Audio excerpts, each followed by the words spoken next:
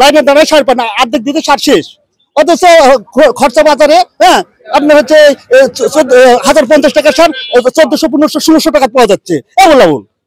তাহলে পাওয়া যাবে না, পাওয়া যাবে না, তাহলে ওরা কোথায় পাচ্ছে? ওরা ধরলে পাওয়া যায় আমরা তো 1 বছর সার আমরা বিক্রি করবো না, তো ওরা তো কোথায় সার কোথায় পাচ্ছে? পাওয়া যাবে না, কোথায় পাওয়া যাবে না, বাজারে নাই। আর বিচার হওয়ার দরকার, লাইসেন্স বাতিল হওয়ার দরকার। এই ডিলার এই তো চোর ডিলার, এই আমাদের মান্দার সম্পদ নিয়ে যায় সে তানোরে বিক্রি করেছে, মানে চোরাই ভাবে। এটা তো সারা তো অন্যায় করলো, আর বাতিল করে দেওয়া হোক লাইসেন্স। আমরা সাধারণ কৃষক যারা, তারা আমরা সার পাচ্ছি না আর কি। এখন এটা আপনারা যদি দয়া করেন কৃষকের প্রতি, তাহলে দেশও বাঁচবে, মানুষও বাঁচবে। আমার জমি আপনার 70 বিঘা আছে, আপনার হচ্ছে আলু করার জন্য, ওই আলুর জন্য নিয়েছিলাম। এটা আপনার, আমি মান্দার ছেলে, কিন্তু আমার জমিটা হয়ে গেছে তানোর, মান্দাতে জমি পাই নাই। এর জন্য আমার পার্শ্ববর্তী, মানে আমরা পাশাপাশি থানা, এর জন্য আমাদের মানে এই জায়গাটা একবারে সীমান্ত এলাকা, এর জন্য এখান থেকে নেওয়া হয়েছে।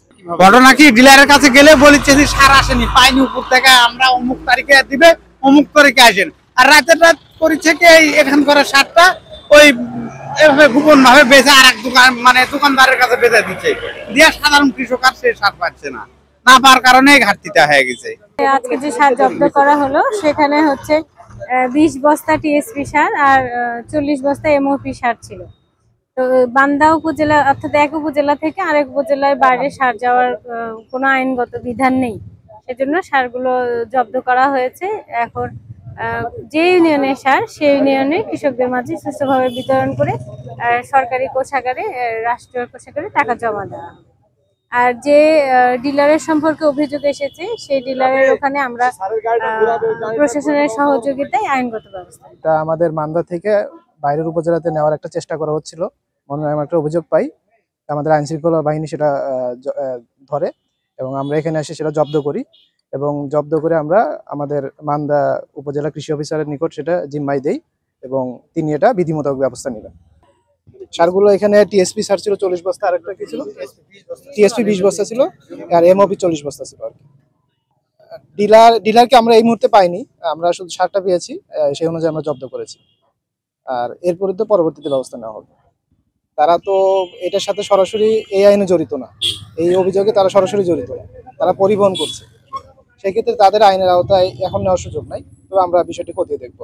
আজকে দুপুর 1টার সময় এই মান্দা থেকে 60 বস্তা সার চোরাই চালানের মাধ্যমে তানোর, অর্থাৎ নওগাঁ থেকে রাজশাহী জেলায় নিয়ে যাওয়ার সময় তৎক্ষণাৎ কিন্তু এখানে সেনাবাহিনীর একটি টহল টিম আটক করে, এবং এই আটককৃত সার কিন্তু ইতিমধ্যেই মান্দা উপজেলা কৃষি সম্প্রসারণ অধিদপ্তরে দেওয়া হয়েছে। সেখান থেকে কিন্তু মূলত যে দোকান থেকে বা যে ডিলার পয়েন্ট থেকে সারটি নেওয়া হয়েছিল, সেই ডিলার পয়েন্টের ব্যবস্থা নেওয়া হবে বলে জানিয়েছেন।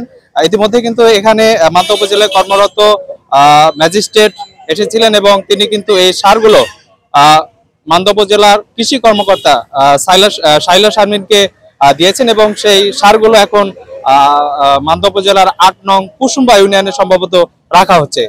তো এখানে আমরা অনেক কৃষকের সাথে কথা বলেছি, তারা আমাদের জানিয়েছে যে বর্তমানে যে আলুর সিজন, অর্থাৎ আপনারা জানেন যে এই মৌসুমে কিন্তু আলু রোপণ করা হয়, এই মৌসুমে কিন্তু এখানে যারা প্রান্তিক কৃষকরা রয়েছে তারা কিন্তু সঠিক সার পাচ্ছে না, তাদের যতটুকু প্রয়োজন মাফিক সার পাচ্ছে না। অথচ কিন্তু এই মান্দা থেকে তানোরে, অর্থাৎ যদি বলি যে এটা নওগাঁ থেকে রাজশাহীতে সার এভাবে নিয়ে যাওয়া হচ্ছে, এই জন্য কিন্তু এখানকার যারা স্থানীয় ক্ষুব্ধ জনতা, সেই ক্ষুব্ধ জনতা এই সারগুলো আটক করে, এবং আটক করার পরে কিন্তু এখানে সেনাবাহিনীর টহলরত একটি টিমের হাতে তুলে দেয়। তো এই ছিল সর্বশেষ নওগাঁ থেকে শাফিল ইসলাম রকি, নয়া দিগন্ত, নওগাঁ।